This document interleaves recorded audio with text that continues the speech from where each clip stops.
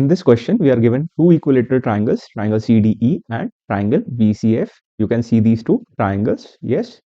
And we have a square ABCE, okay, with AB is equals to 1. Let's mark AB as 1.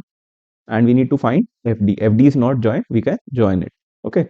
If AB is 1, BC is also 1 and EC is also 1. The reason being, these are sides of a square and all are equal, okay. So let's see how we can find FD. First of all, what will be the measure of this angle? This angle will be 60 degree. Why? Because this is an angle of an equilateral triangle, correct? Now, what is the measure of this angle? Angle ECB. Angle ECB is a right angle. The reason being, it is angle of a square. It is angle of a square.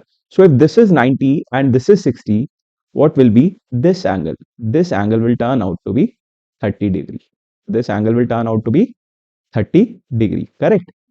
Now we have one more equilateral triangle, triangle triangle CDE. Triangle CDE is an equilateral triangle. So this angle will also be 60 degree because this is an angle of an equilateral triangle. Now look carefully, 60 and 30 combined will give us a right angle. It will give us a right angle, correct? Now let's join FD.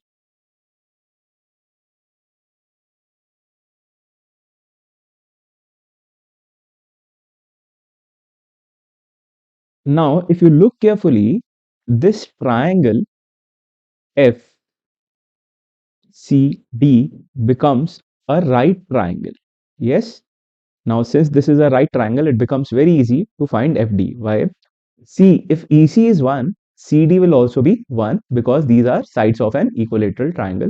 Similarly, FC will also be 1 because this is side of an equilateral triangle BCF and side is 1. So FC will also be 1.